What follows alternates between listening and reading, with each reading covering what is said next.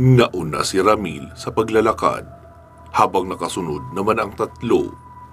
Imbis na sa harapan ng pamayanan dumaan, ay sa may gilid sa kanang bahagi sila dumaan, para kung sakali mang may natirang tao sa pamayanan, ay hindi sila makikita. Noong makarating sa dulong kubo ay saka umikot si Ramil upang gisingin ang mga nagpapahingang kasama.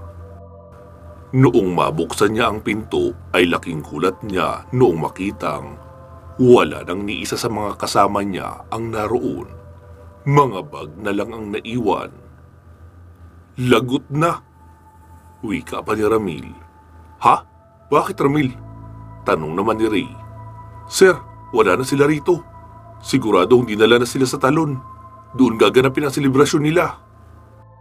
Di tara na, sundan natin. Kapag naroon na tayo, ay saka tayo gumawa ng plano kung paano sila maitatakas. Nagsimula nang maglakad papunta sa talon ang grupo. Nang bigla silang nakarinig ng sunod-sunod na putok ng mga Armalite. Mabuti at mabilis silang kumilos at nagsitago sa mga puno. Lagot na rin, naabutan na nila tayo. Wika pa ni Ray. Samantala, balikan muna natin ang mga kaganapan sa pamayanan noong pagkaalis pa lang ni Ramil at Edson. Pagkaalis ni Ramil ay bumalik na sa paghiga ang dalagang si Sahara. Hindi siya masyadong dumikit sa dingding para may mapwestuhan pa si Ramil pagkabalik kahit tulog na siya, para hindi na rin siya kailangan gisingin para paurungin. Nang maramdaman niyang may naglalakad sa labas ng bahay, pinakiramdaman niya kung si Ramil at Edson ba iyon. Pero sa tingin niya ay imposibleng ang dalawa iyon dahil kakaalis lang. Hanggang sa may maamoy siyang uso. Noong una ay nababanguhan pa siya roon, pero hindi nagtagal ay hinatak na siya ng amoy ng uso para makatulog. Kaya bigla siyang nakatulog nang hindi niya namamalayan, o iyon bang para siyang nahimatay. Dahan-dahang bumukas ang pintuan ng kubong tinutuluyan ng grupo at dumungaw roon sina Apo Azul at Apo Ekay. Ayan! Malalim na ang tulog nila! Kahit ibagsak pa ang mga iyan, ay hindi na yan basta-bastang magigising. Sininyasan ng mag-asawa ang mga tauhan na buhati na ang grupo ng kabataan na panauhin nila at dalhin sa may talon. Noong mailabas na ang anim ay napasabi ang matandang babae ng, bakit 6 lang yan? 8 yan, di ba? Pumasok sa loob ang dalawang matanda at siniyasat lahat ng kanto, pati ang ilalim ng papag, pero wala. Nagsalita naman si Apo Azul. Hayaan mo na, Ekay. Paparating na rin naman ngayon si Jason. Malamang naroon ang dalawang iyon sa may tabing dagat. Nag-aabang ng bangka. At siguradong si Jason ang matatagpuan nila roon. Kawawang mga bata, walang kaalam-alam na ang mismong tour guide nila ang mismong bibiktima sa kanila. Tara na, doon na tayong lahat sa talon para masimulan na ang kasiyahan. Agad nang nagsilakad ang lahat. Pagkarating doon ay itinali nila ang anim sa nakahanda nilang pagsasabitan. Nakatali ang anim nang nakatayo at nakaekis. May tali ang dalawang kamay at dalawang paa. Pinagtatanggalan rin sila ng kasuotan maliban sa panloob. Nagsimula na nga ang masayang pagdiriwang ng buong pamayanan. Sinimulan lang muna nila sa inuman at iyong natirang karne mula sa baboy ramo na kinatay noong tanghali. Sinabayan na rin nila ng maingay na tugtugan ng tambol. Makalipas ang mahigit kalahating oras, ay isa sa mga tagapamayanan ang nagpaalam kay Apo Azul kung pwede na raw bang tumikim kaunti sa dugo ng panghanda. Tumango naman ang matanda, kaya nagsisigaw ang mga tagapamayanan. Hiniwaan nila ang gilid ng braso ni Nagrea, Sahara at Precious. Iyon kasi ang pinakamagaganda at pinakamapuputi sa grupo.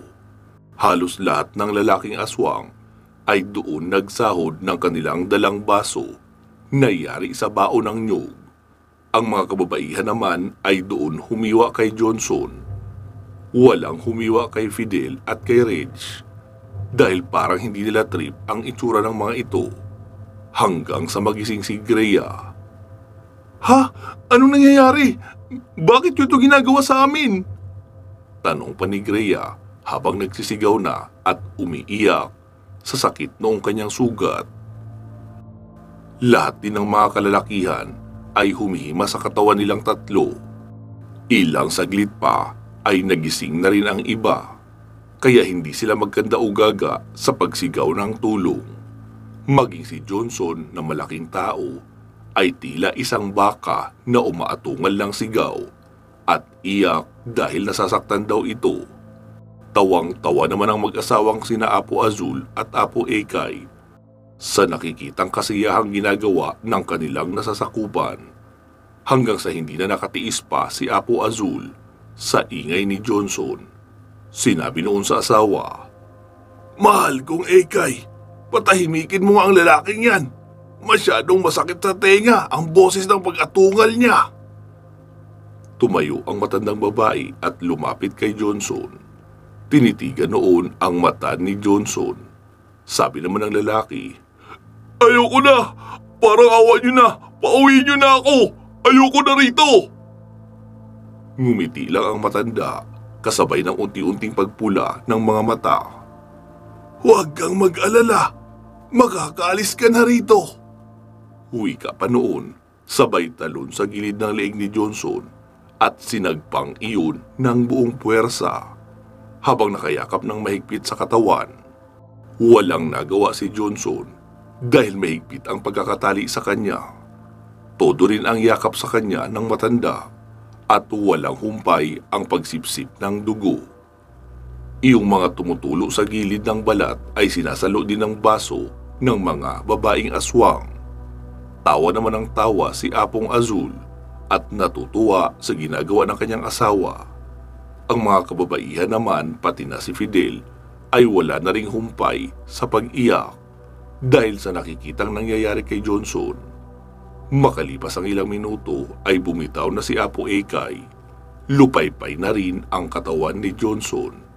Palatandaan na wala na itong buhay. Lalo namang dumami ang mga babaeng aswang na sumasahod sa tumutulong dugo ng binata. "Grabe talaga, ang sarap!" Wika pa ng matanda habang tinitignan ang balat niya sa kamay na unti-unting bumabalik sa pagiging bata na animoy 40 anyos lamang ito. "Napakaganda mo, mahal ko!" Wika pa ni Apo Azul. "Ikaw rin, mahal ko.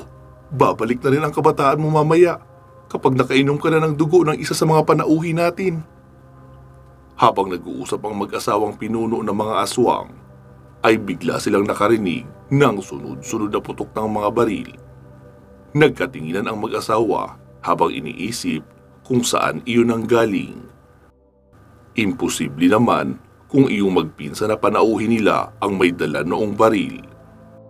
Noong makausap nila ang mga iyon, ang sabi ay mga estudyante na nagbabakasyon lamang dahil nataon rin na bakasyon sa eskwela. "Tingnan nyo kung saan ang galing ang putok na iyon.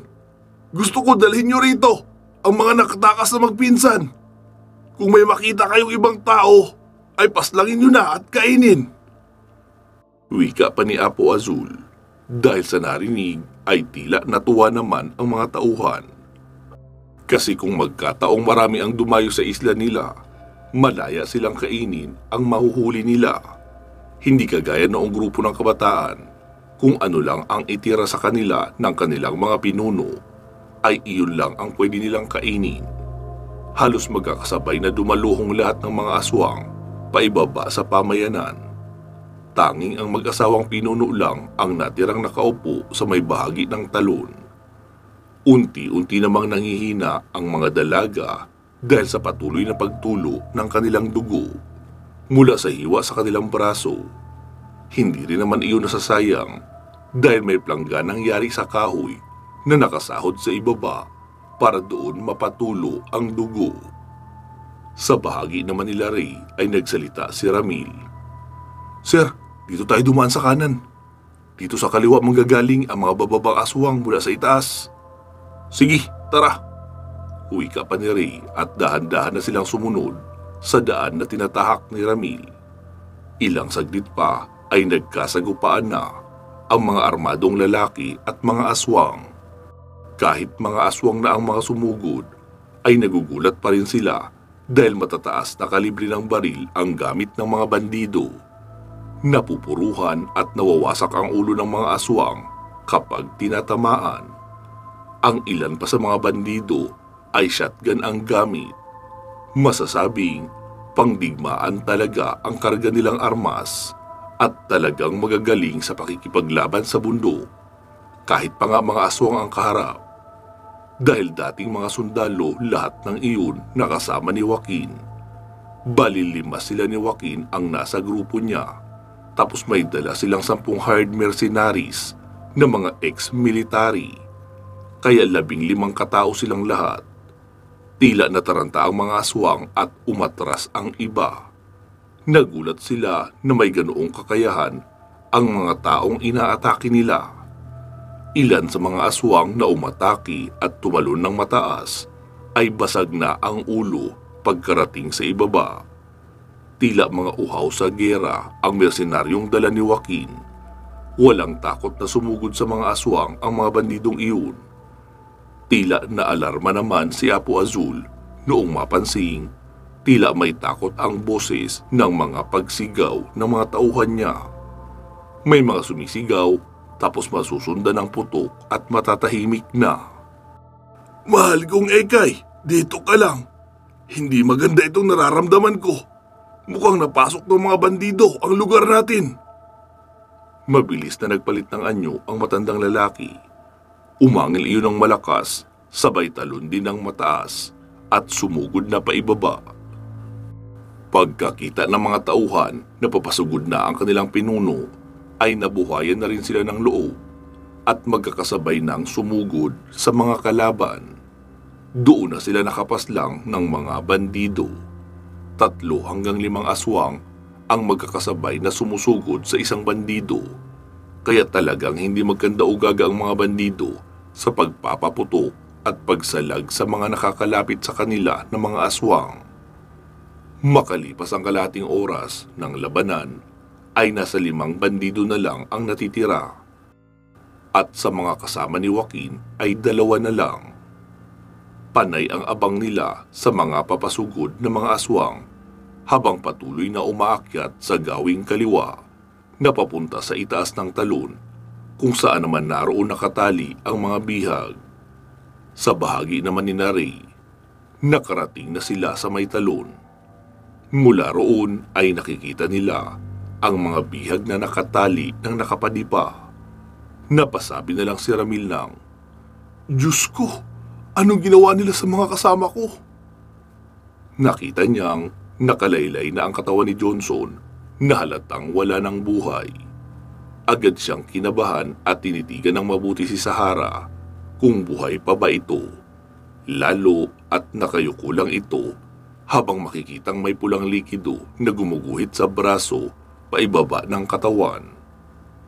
Napatayo bigla si Ramil at aakyat na sana, pero bigla siyang hinawakan ni Ray at itinuro ang matandang babae na nakatayo. Pero sa kanang bahagi naman nakatanaw, bigla yung umangil ng malakas at nagpalit ng anyo noong may makitang 3 kalalakihan na paparating. Iyon ay si Joaquin kasama ang 2 niyang alalay. Papatalon pa lang si Apo Ekay ay agad na siyang pinaputukan ni Joaquin. Napaatras ang aswang dahil sa ramdam niya ang sakit noon at malaking kabawasan iyon sa kanyang lakas. Sinugod na ng aswang si Joaquin. Naglabas naman sila ng itak at kutsilyo sa kamano-manong nilabanan ang babaeng pinunong aswang. Tinapik naman ni Ray si Ramil na tumuloy na sa pag-akyat upang kalagan ang mga bihag. Nang biglang may humarang na 10 mga aswang, pinaputukan iyon ni Ray. 2 ang tinamaan nila. Ang iba ay hindi tinamaan dahil mabilis magsikilos. Sabi naman ni Tata Estong, Ray, Tumuloy na kayo ni Ramil sa itaas. Kami na ni Athena ang bahala sa mga ito. Inilabas na ni Tata Estong ang kanyang espesyal na itak. Ganon din si Athena. Magkasabay na nga sina Athena at Tata Estong na sumugod sa 8 aswang. Bago pa tuluyang makalapit ay nagpakawala na ng isang malakas na tigalpo si Tata Estong na nagpatalsik sa mga iyon. Ang iba ay nakabangon pa, pero merong iba na iniinda pa ang pinsala. Kaya hindi sabay-sabay na umatake sa kanila ang mga aswang na iyon. 3 laban sa 2 lang muna. Mas magaan iyon para kina Athena kaysa naman iyong 8 na kaagad. Inilabas na rin ni Athena ang kaalaman niya sa paggamit ng itak. Kaya niya rin bumaril gamit ang kaliwang kamay. Kaya pagkasangga niya ng kalmot ng aswang gamit ang itak, ay malapitan niya namang ipinuputok ang baril sa mukha noong aswang sabay atras. Kaya sa tuwing gagawa ng counter-attack ang aswang na kaharap ni Athena, ay hindi na iyon nakakatama. Si Tata Estong naman ay kombinasyon ng tigalpo at itak ang paraan ng pakikipaglaban. Kapag tumatalo ng mataas ang aswang, ay bubumbahin niya ng tigalpo, kaya napapatalsik yun sa malayo. Sa kanya susundan sa kinabagsakan at doon uundayan ng pagtaga. Ganadong-ganado sa labanan si Tata Estong. Nailabas niya ang kanyang kapangyarihan at kakayahan ng sabay. Matagal niya na iyong hindi nagagamit dahil puro mga napilay, nakulam at nabati ng mga elemento lang naman ang inilalapit na magpapagamot sa kanya. Pagkaakyat nila Ray at Ramil sa itaas banda, ay agad nilang kinalagan ang mga kasamahan ni Ramil. Isa-isa rin nilang tinalian ng tela ang sugat na hiwa sa braso. May malay pa ang mga iyon pero lupaypay. Maliban kay Fidel at Reg na hindi naman nakuhanan ng dugo, pero tulala ang dalawa dahil sa takot. Kaya pinipilit ni Ray na gisingin ang ulirat ng dalawa upang makatulong sa pagbibitbit ng mga kasamahan. Hindi nagtagal ay natauhan naman din ang dalawang iyon, pero nanginginig pa rin sa takot. Dinamitan nila ang mga kababaihan bago pinasan, kaso walang ibang madadaanan pa ibaba, kundi iyong daan kung saan nakaharang sina Apo Ekay at Joaquin na naglalaban pa rin. Noong makita ni Joaquin si Ray ay bigla iyong nanggigil at napasigaw. "Hayop ka rin, ante! Magbabayad ka sa ginawa mo sa akin!" Wika pa noon sabay baril kay Ray. Hindi agad nakailag si Ray dahil pasan niya noon si Greya. Sapul si Ray sa balikat at napabagsak siya. Pero sinigurado niyang katawan niya ang unang babagsak na hindi mababagok si Greya. Dahan-dahan niyang inihiga sa batuhan ang dalaga at sinugod na si Joaquin. Muli siyang pinaputukan ni Joaquin pero hindi na pumutok ang baril dahil wala ng bala. Pagkalabit ni Ray ng baril niya ay wala na rin siyang bala dahil marami rin ang sumalubong sa kanila ni Ramil na mga aswang bago sila nakaakyat. Napangiti si Joaquin dahil pareho na silang walang bala. May reserba pa namang magasin si Ray pero wala na siyang balak gamitan ng baril si Joaquin. Gusto niyang labanan ito ng mano-mano at pahirapan gamit ang sarili niyang kamao upang makaganti rin siya sa ginawa noon sa kanya. Bago sila magkasalpukan ay bumunot ng patalim si Joaquin sabay saksak ng diretso kay Ray. Umilag pagilid si Ray at isang malakas na suntok ang ibinagsak niya sa ilong noong kaharap. Napahawak naman sa ilong niya si Joaquin na halatang nahilo. Noong muling sumugod ay pawasiwas na ang ginagawang pag-atake para hindi mailagan o masalag ni Ray. Mabilis ang bawat wasiwas. Noong muling umatake si Joaquin ay sinipa ni Ray ang kanyang kamay kaya nabitawan niya ang kanyang punyal. Doon na sila nagsimulang magsapakan ng mano-mano. Kahit masakit ang tama ng bala sa balikat ni Ray ay tiniis niya pa rin iyon. Noong mahawakan niya ang braso ng kaharap ay pinuluputan niya iyon ng binti at itinumba. Grappling na ang naging labanan nila at nasa lupa na sila naglalaban. Noong magkaroon ng pagkakataon si Ray, ay isang malakas na tadyak ang ibinigay niya sa mukha ni Joaquin. Kaya nang hina iyon, doon na binali ni Ray ang braso noon, kaya pumalahaw si Joaquin ng napakalakas. Napatingin naman kay Joaquin ang dalawa niyang tauhan na siya namang sinamantala ni Apo Ekay at mabilis kinalmot ang leeg ng dalawa, saka sumirit ang dugo. Binitawan ni Ray ang braso ni Joaquin, tapos ang leeg naman ang niyakap niya. Dahil sa mas malakas si Joaquin kay Ray, kaya may lakas pa rin talaga iyon. Kaya ibinuhos na ni Ray lahat ng lakas niya at binali ang leeg ni Joaquin. Nalupaypay na lang ang buong katawan ni Joaquin matapos mabali ang leeg. Si Ray naman ay pagod na pagod at nanatili munang nakahiga sa lupa. Nakita niyang papalapit na sa kanya ang malaking babaeng aswang. Iyon ay si Apo Ekay.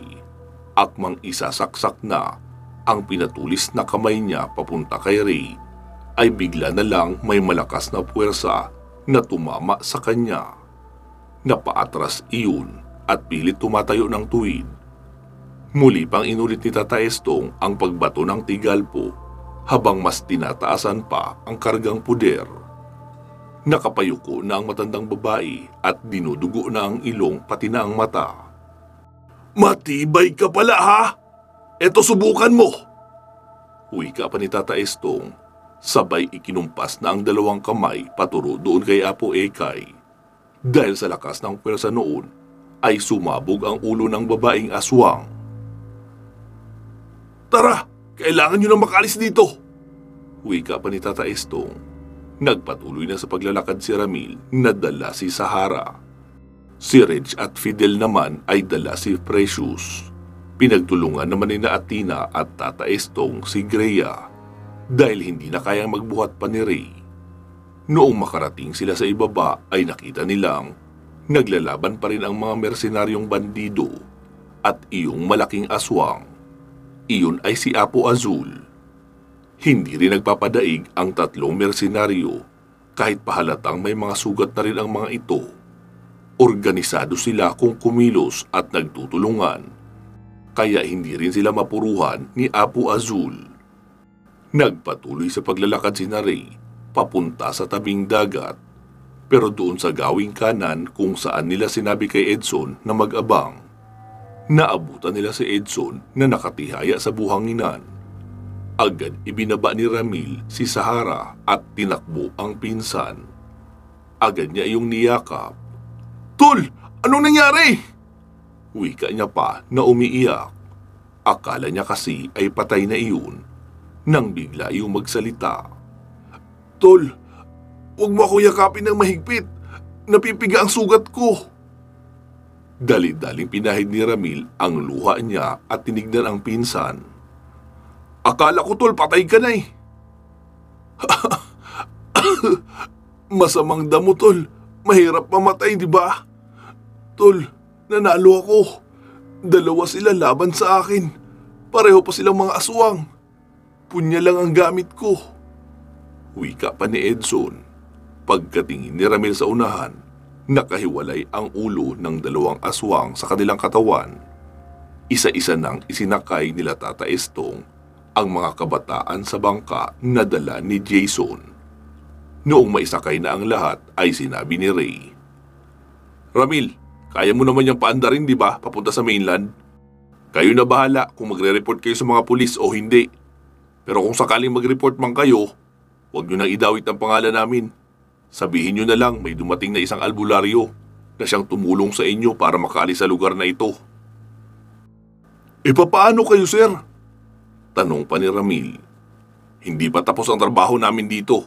May mga natitira pang aswang. Kailangan naming ubusin sila para wala nang mabiktima pang mga kabataan kagaya nyo." "Salamat, sir, ha?" Wika pa ni Ramil at niyakap si Ray. "Oo naman, walang anuman. Sa susunod, huwag na kayong mag-tour sa mga sikretong isla, ha? Kaya nga sikreto, di ba? Dahil may tinatagong lihim. Baka sa susunod, hindi na kayo makaligtas. maswerte lang kayo ngayon. Kaso, mukhang hindi sinuwerte ang tisoy niyong kasama. Gusto niyo ba bang dalhin ang katawan noon? Oo sana sir, para maibalik namin sa pamilya niya. Karapatan nila iyon. Oh, sige. Bukas bago sumikat ang araw, abangan niyo ang bangka namin sa lumang pier. Kaunti lang ang dumadaong roon. Susubukan namin kunin siya mamaya kapag napaslang na namin lahat ng mga aswang dito. Sige sir, maraming salamat po. Tumango lang si Ray at itinulak na ang bangka papunta sa laot. Ano Ray, kaya mo pa ba? Tanong pa ni Athena. Hindi ako sigurado, pero mukhang nakukulangan pa sa laban si Tata Estong eh. Kaya niya na i-handle ang pinunong aswang. Muli silang naglakad patungo sa harapang bahagi ng isla nang makita nilang naroon na nakatayo ang isang malaking taong lobo at sa laki noon ay nakikilala nila iyon na ang pinuno na si Apo Azul. Mga hayop kayo! Ang buong akala ko ay iyong mga bandido ang pumatay sa anak ko na si Jason. Pero nagkamali ako. Kahit isa sa mga bandido ay walang may dala ng bala na para sa aswang. Lahat ng pinatay nyo ay ginamitan nyo ng espesyal na bala. Kaya pagbabayaran nyo itong lahat. Wika pa ni Apo Azul at patakbong sumugod kina Ray, Tata Estong at Athena. Mabilis naman na itinutok ni na Athena at Ray ang kanilang mga baril at sunod-sunod ang ginagawang pagpapaputok. Kahit tinatamaan ay patuloy pa rin sa paglapit ang malaking aswang. At noong 5 hakbang na lang ang layo niya, ay doon na ikinumpas ni Tata Estong ang kanyang kamay paturo sa aswang na iyon. Alam mo pinunong aswang, may kulang ka sa listahan na iyong sinisingil. Dahil ako rin ang pumatay sa asawa mo. At para maging patas, ay ipapakita ko sa iyo kung paano ko siya pinaslang. Wika pa ni Tata Estong. Habang nakaturo ang kaliwang kamay ni Tata Estong sa pinunong aswang, umusal naman siya ng isa pang orasyon, sabay kumpas ng kanang kamay paturo din sa aswang na iyon. Doon na napasigaw ang pinuno ng mga aswang na si Apo Azul at ilang saglit pa ay sumabog na ang ulo noon.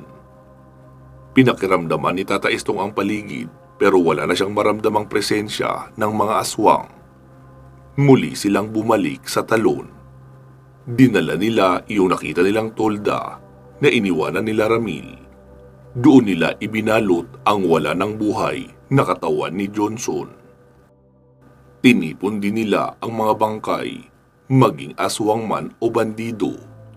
Binuhusan nila iyon ng maraming gasolina mula sa bangka na dala nila Joaquin.